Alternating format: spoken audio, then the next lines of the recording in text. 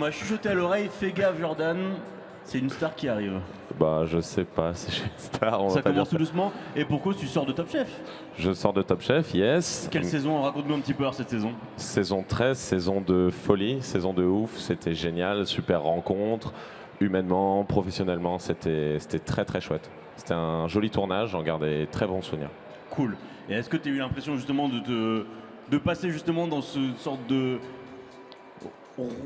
moulin, rouleau compresseur justement de la télé? Parce que effectivement c'est quand même intense, ça va vite.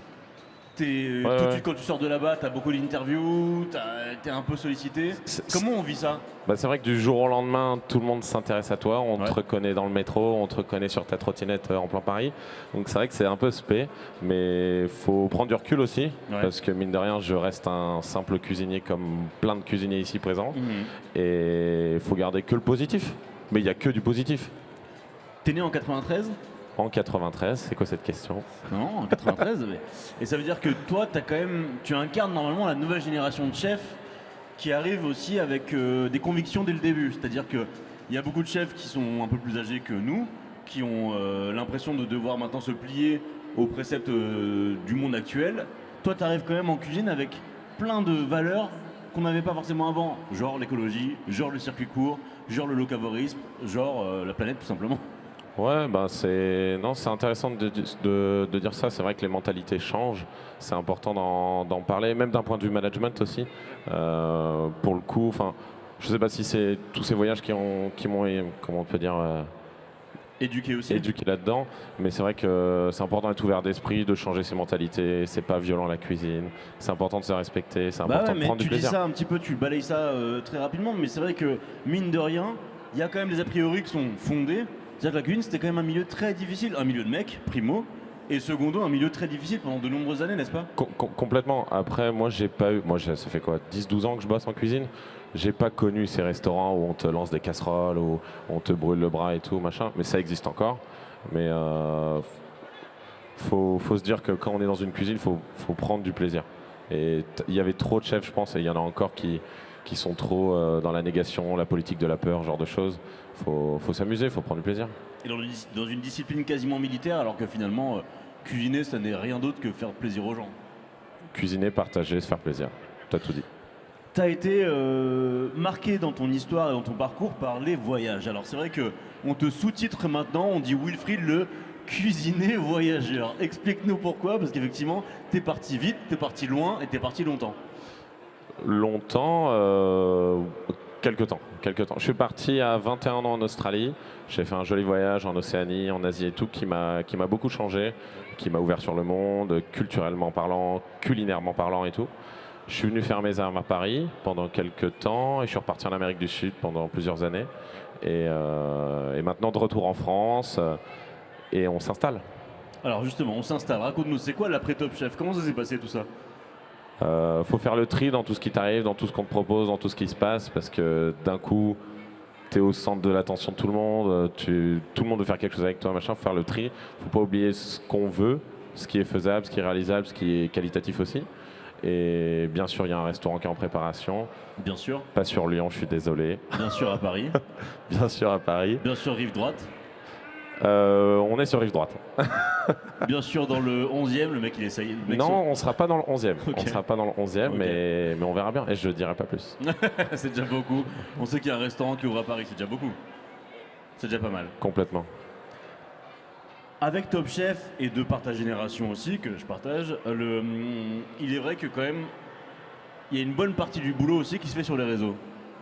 La communication est devenue l'un des axes principaux justement pour faire évoluer son restaurant, faire évoluer son image.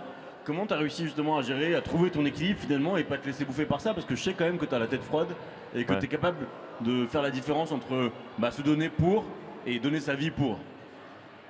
C'est vrai que l'importance des réseaux sociaux maintenant, elle est impressionnante. Je pense, en vrai, je suis jeune, mais il y a 15 ans en arrière, ça ne l'était pas. Et maintenant, j'ai l'impression que quand tu fais quelque chose de bien, c'est cool, mais quand tu le montres aux autres, toutes les personnes sur les réseaux sociaux, c'est mieux d'en parler, ce genre de choses. En plus, avec cet effet Top Chef, comme tu dis, ta parole, elle est encore plus importante. Ouais, elle est lourde de sens et surtout, tu te rends compte que c'est quasiment un nouveau devoir du cuisinier que de devoir communiquer finalement. Oui, après le devoir d'un cuisinier, c'est de cuisiner. Ouais, mais un Pas des l'oublier. nouveaux. Faut pas l'oublier. Après, oui, ça fait partie du truc, forcément. Et là, dans ta phase d'ouverture, comment tu peux concevoir maintenant un restaurant justement avec ton âge? Parce que on sait très bien que l'idée même du restaurant, elle a évolué. Et d'ailleurs, beaucoup de chefs de ta génération se disent même plus besoin de restaurant. Ça sert plus à rien, je vais être invité à droite à gauche, je vais m'inviter dans les restos et je vais travailler comme ça. Donc maintenant que toi qui vas créer un lieu, toi qui es en train de créer un lieu, comment tu l'envisages et comment il doit être différent des restaurants qu'on a connus jusqu'à présent? Ah, c'est une autre question, mais ça peut te répondre. T'es invité pour ça. Merci, c'est sympa. Le resto que je veux créer, je l'appellerais plus comme un lieu de vie. J'ai envie que ça soit un lieu où, à l'image d'ici, très industriel, où tu peux venir avec tes copains, tu peux venir à 16h, à 17h, à 8h, et ça sera toujours ouvert. Tu pourras faire du coworking, il y aura une scène, ce genre de choses. Je veux un endroit où c'est pas juste une table, tu viens à 19h et machin, il faut qu'à 21h tu sois parti, mais où si tu veux rester 4 heures, boire un café, il n'y a aucun problème. Si tu veux faire ton anniversaire, je veux un endroit qui rassemble les gens, où tu peux partager, où tu peux te faire plaisir. Pareil, on sait très bien maintenant que vous, votre jeune génération, elle a remis au cœur du débat le produit. Et en plus, dans la région parisienne, dans la région francilienne même, il se passe des choses merveilleuses. Complètement. Est-ce que tu as commencé déjà ce travail de sourcing? Parce qu'on nous raconte souvent la belle histoire, hein. Le chef qui te dit j'ai passé un an à visiter tous mes producteurs, etc. Qui est vrai à peu près 20% sur 100, mais en vrai, est-ce que tu as commencé déjà ce travail de défrichage et d'aller chercher les produits? Complètement, et c'est là où j'ai un très très gros travail, parce que comme tu disais, cuisinier voyageur, j'aime beaucoup travailler des produits qui viennent d'ailleurs. Okay. Mais le gros challenge, c'est d'essayer de faire voyager avec quelque chose de français et de francilien. Bah, c'est ça le plus dur, parce que on sait très bien qu'on va pas se mentir, on a quand même notre petite marotte dans la cuisine, donc la sauce soja, on adore ça. Le gochujang, on adore ça. Le pâte miso, on adore ça. Il connaît. Bah, miso, tu peux le faire toi-même. Tu peux faire un miso 100% français. Mais c'est bien le débat. Donc, est-ce que maintenant on arrive à trouver de l'étranger bon, on va dire? Oui, t'en trouveras. Je vais pas faire. Fait à Paris. Non, mais fait à Paris ou en France, tu vois. T'as pas tout qui est fait à Paris et qui est fait en Ile-de-France, on va pas se mentir. Après, travailler avec des produits 100% français, forcément ça se fait. T'as des restos qui le font très bien. Ouais. Et il y en a de plus en plus et c'est tant mieux. Et ça, c'est un très très beau challenge. Mais il ne faut pas non plus que ce soit une revendication franco-française de dire qu'on prend que des produits français, parce que finalement, on sait très bien que tout le paradoxe, c'est que la cuisine n'a jamais été aussi métissée qu'aujourd'hui. Donc tu es obligé quand même d'aller piocher des produits d'ailleurs, non? Bah, par exemple, prenons l'exemple du café. Ouais. Si d'un coup je dis je veux que des produits franciliens, bah t'as plus de café à la carte. Et ça serait dommage. Avec de la chicorée ou de la ricorée. Ouais, c'est pas très bon quoi. Non.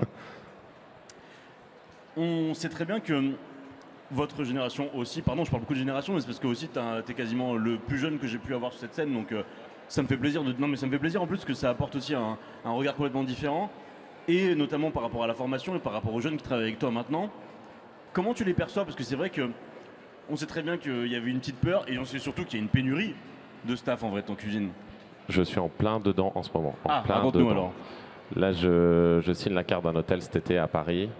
On ouvre dans 15 jours. Il manque la moitié du staff. Ah, tu vois, c'est impressionnant. Alors comment tu l'expliques? Vas-y. Mettons le doigt sur les choses qui fâchent. On va pas se mentir, le Covid est passé par là. Quand un cuisinier qui fait 70 heures semaine, avec le confinement, il a découvert la vie, ce que c'est d'avoir ses soirées, sans son week-end et tout. Ouais. Je comprends les personnes qui ont envie de un peu moins travailler, forcément. Il y a même les conditions de travail, le salaire et tout ça. Mais ce qui fait qu'on est en plein dedans maintenant et c'est un peu complexe. Ouais. Tous mes potes, tout le monde, c'est pareil. C'est pareil, mais en fait, est-ce qu'on ne doit pas se poser les bonnes questions? Comment la restauration est arrivée à, disons les choses, dégoûter aussi un peu des gens, tu vois, et à pas non plus forcément les motiver à revenir derrière? Ouais, bah, tu vois, quand j'ai commencé, je sais plus à quel âge, mais et je citerai pas le restaurant, mais je faisais, je sais pas, 85, 90 heures semaine. T'imagines? Et quand tu as 18 ans, 19 ans, et que tu démarres la vie comme ça, et tu te dis, putain, c'est ça la vie? C'est ça de bosser ou t'es fatigué? Faut s'accrocher, je me suis accroché, t'en as plein qui s'accrochent, t'en as plein qui lâchent. Ouais. Je me rappelle quand j'ai commencé mon lycée hôtelier, on est rentré, on était 100. Je pense que maintenant, quelques années après, on doit être 20 dans le métier. Ça prouve que c'est un métier de passion avant tout. Ouais, c'est un métier de passion, mais je me dis c'est un métier qui doit se remettre un peu en question, qui est en train de changer aussi. Il y a de plus en plus de chefs maintenant qui laissent les 2 jours de repos consécutifs, qui essayent d'aménager des heures, qui abandonnent l'idée de la coupure, presque 3 jours de coupure même 3 jours de off, pardon, qui abandonnent la coupure. La coupure, c'est quand même l'une des inventions les plus terribles pour un cuisinier. C'est-à-dire que vraiment, on se supprime une vie pendant une journée. Ce qui est très drôle, c'est que les gens de la restauration ne connaissent pas la coupure. C'est génial. Ouais, c'est ça. Parce que la coupure, c'est sur le papier, mais en vrai, elle n'arrive jamais. Ouais. Puis la coupure où tu as 1 heure où tu dors dans la salle de repos, c'est moyen, quoi. Mais bon, enfin bref. Malgré le fait que tu sois entre guillemets relativement jeune, il n'empêche que tu te rends compte, et tu as déjà conscience du poids qu'a un chef en fait pour une brigade. Parce qu'en fait tu vas marquer ta brigade pour toujours finalement, tu vas la former, l'éduquer, lui donner les bonnes valeurs, lui apprendre la saisonnalité, lui apprendre plein de choses. C'est ton rôle ça de chef. Donc déjà à ton âge, tu as déjà un rôle de passeur d'histoire finalement. C'est un peu ouf de se dire ça. C'est un peu ouf de dire ça. Et comme tu l'as dit, c'est un devoir de transmettre ça, mon état d'esprit du coup. C'est quelque chose qui est important pour moi d'inculquer mes valeurs pro-humaines à mes employés, mes futurs employés. Bon, on a l'impression qu'ils seront heureux chez toi déjà, ça nous rassure. C'est important d'être heureux dans la vie. Exactement. Qu'est-ce que tu dirais maintenant, si tu te regardes quelques années plus tôt, s'il y a un gamin de 15 piges justement qui a regardé Top Chef, pendant toute la saison avec ses parents. J'ai regardé Top Chef. J'ai regardé Top Chef aussi. On en est là aujourd'hui, ça nous fait plaisir parce que justement on est des passionnés. Mais je veux dire, qu'est-ce qu'on dirait maintenant à un gamin de 15 piges qui a regardé tout Top Chef, qui a regardé toute la saison, qui s'est dit putain moi aussi je veux être comme eux quand je serai grand? C'est pas non plus les bisounours, mais il faut croire en soi. Je pense que c'est la base de base. Il faut croire en soi, il faut se donner les moyens aussi, parce que c'est facile de dire moi dans 10 ans je vais ouvrir mon restaurant, dans 20 ans je vais faire ci, je vais faire ça, je vais avoir 3 étoiles. Mais il faut quand même se donner les moyens, il faut bosser. Il y a des sacrifices à faire, comme dans n'importe quel métier en fait. Et des fois ça paye, des fois ça paye pas. Et c'est pas parce qu'on fait pas Top Chef par exemple qu'on peut réussir pas sa vie, au contraire. Mais c'est vrai que ça booste un peu. Mais voilà. Merci beaucoup Wilfried, merci à tous. Merci beaucoup. Et vive Lyon, dans la gueule de Lyon. J'avais envie de dire ça, c'est nous. Dans la fin de Lyon, la fin de Lyon.